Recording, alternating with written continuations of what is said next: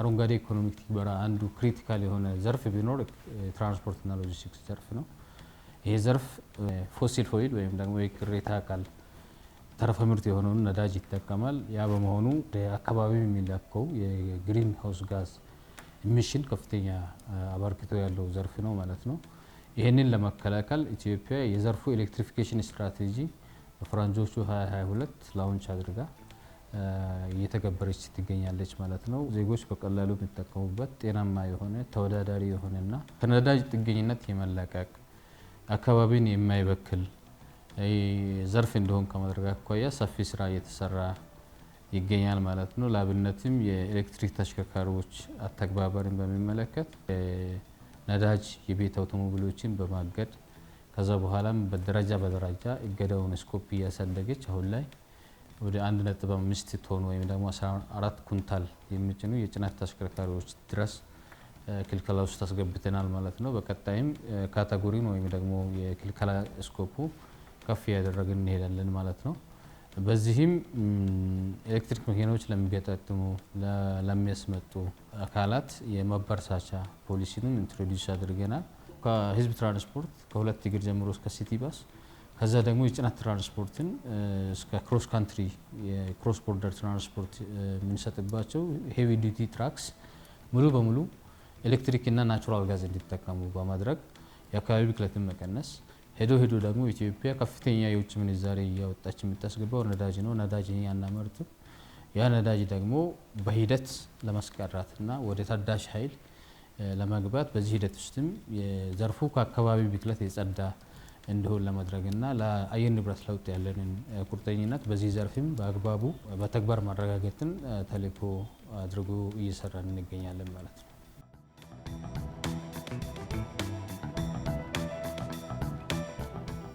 ነዳጅ አምራች የሆኑ ሀገራትን ወደ ኤሌክትሪክ መኪናዎች ሽፍት እያደረጉ ነው ያለው። አንድም ምክንያት ከአካባቢ ብክለት አኳያ ያለው ተጽዕኖ ለመቀነስ ነው። ሁለተኛ ደግሞ ነዳጅ እንደሚታወቀው በጣም ፖለቲካል ቱል ነው። ፕላስ ደግሞ የምናጓጉዝበት የነዳጅ ደግሞ ሂደት በዓለም ገበያ ነው የሚወሰነው። ሀገራት በራሳቸው በተናጥል ዋጋ መወሰን አይችሉም፣ አመቺ አይደለም። ለዛ የግሎባል ፕሮዳክት ስለሆነ እና አምራች ሀገራት ደግሞ ስለሚወስኑ ከዚህ አይነት ማነቆ ለማውጣት ሀገራት ወደ ታዳሽ ኃይል የሚጠቀሙ ተሽከርካሪዎች ሽፍት እያደረጉ ነው ያለው። እኛም የኤነርጂ ሉዓላዊነትን ለማረጋገጥ ነው። ሁለተኛ ደግሞ ለአካባቢ ጥበቃ ያለንን ቁርጠኝነት ተግባራዊ ምላሽ የምንሰጥበት ነው። ሶስተኛ ደግሞ ኢትዮጵያ በተፈጥሮ ሀብት የታደለች በተለይ ታዳሽ ኃይል የሚጠቀም ያላት ሀገር ነች። ይህን የሚጠቀም ደግሞ የትራንስፖርት እና ሎጂስቲክስ ዘርፍ ማድረግ የራስ ፕሮጀክትን ስለምንጠቀምም ዜጎች ትራንስፖርት ሲጠቀሙ ትራንስፖርት በቀላሉ የሚጠቀሙበት መሆን አለበት የሚል በአዋጁ የተሰጠው ተልዕኮ የምናገኘው አንዱ ታሪፍ ነው። ታሪፍ አሁን ላይ ነዳጅ መሰረት ያደረገ ታሪፍ ነው የምንሰራው። ዓለም ገበያ በጨመረ ቁጥር የኛም ነዳጅ ከፍ ይላል። በዛ ሰዓት ታሪፍ እንጨምራለን ማለት ነው። የዜጎች የመክፈል አቅምን ይፈታተናል። ይሄ ሁኔታ የራስ ፕሮዳክት ሲሆን ግን የመክፈል አቅምን መሰረት ያደረገ የዜጎችን አቅም የማይገዳደሩ ታሪፎችን ኢምፕሌስ ያደረግ ዜጎች በቀላሉ ትራንስፖርት እንዲጠቀሙ የመኪና ዋጋም በሂደት እየቀነሰ ዜጎች የመኪና የመግዛት አቅማቸው እንዲሰፋ እድላቸው እንዲሰፋ በር የሚከፍት ነውና በጣም ማልቲፐርፐዝ የሆነ ጠቀሜታ ነው ያለው። የታዳሽ ኃይል የሚጠቀሙ ተሽከርካሪዎች በተለይ ኤሌክትሪክ የሚጠቀሙ ተሽከርካሪዎችን በስፋት ተግባራዊ ማድረግና ወደ አሰራር ማስገባት እንደኛ አይነት ሀገራት ትልቅ ጠቀሜታ ነው ያለው።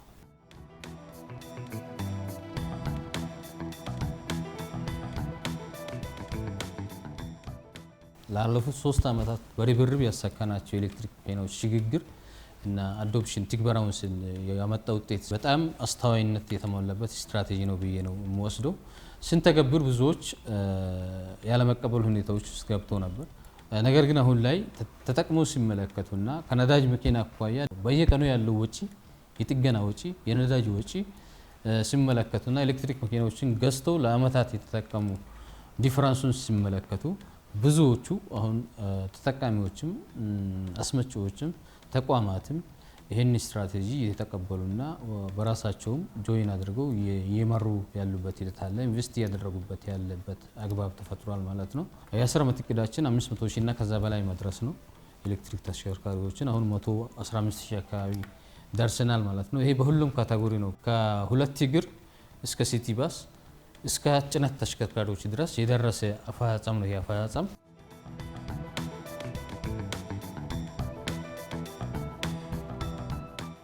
አሁን ደግሞ ዓለም በአጭር ጊዜ ውስጥ ዓለምን ቀጥ ያደረገ ፈተና ሆኗል። ነዳጅ የሚያመርቱ ሀገራት የሚጓጓዝበት የሎጂስቲክስ መሰረተ ሩት እንዳለ አፌክትድ ሆኗል ማለት በዚህ ጦርነት።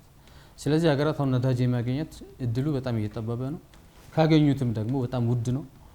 $100 በላይ ሆኗል ዛሬ ላይ። ነገ $200 እንደማይገባ ምንም ዋስትና የለም። ከዚህ አኳያ ስኩተርን፣ ብስክሌትን፣ የእግር ጉዞን፣ የማስ ትራንስፖርትን፣ ኤሌክትሪክ ተሽከርካሪዎችን በመጠቀም የአሁኑን ችግር እንደ ማውጫ ስትራቴጂዎች አድርገን መጠቀም እንችላለን ማለት ነው።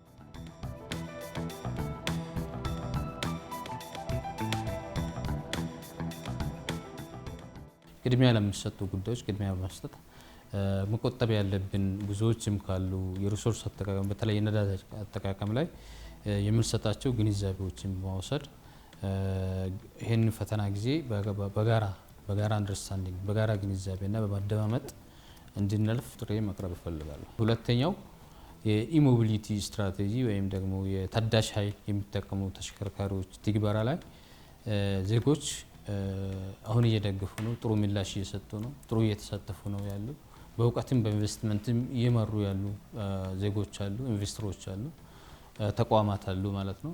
ይህን ይበልጥ አጠናክረን ኢትዮጵያን ከነዳጅ ጥገኝነት የምናላቀቅበትን በ50% በ50% እንኳን ማላቀቅ መቻል ለነዳጅ የምናወጣው ከፍተኛ የሆነ የኢኮኖሚክ ወጪ ለሌሎች ሜጋ ፕሮጀክቶች እንዲውሉ እድል የሚሰጥ በመሆኑ ብዙ ደግሞ የልማት ጥያቄ ያለበት ሀገር እንደመሆናችን መጠን ከነዳጅ ጥገኝነት የምንለቀቅበትና የኤሌክትሪክ መኪኖች ትግበራ፣ የሲኤንጂ ወይም ደግሞ የተፈጥሮ ጋዝ የሚጠቀሙ መኪኖች ትግበራ፣ አጠቃላይ የሞተር አልባ ትራንስፖርት ስትራቴጂ ትግበራ ላይ እጅና ጓንት ሆነን እንስራ የሚለውን ጥሪ ማቅረብ እፈልጋለሁ።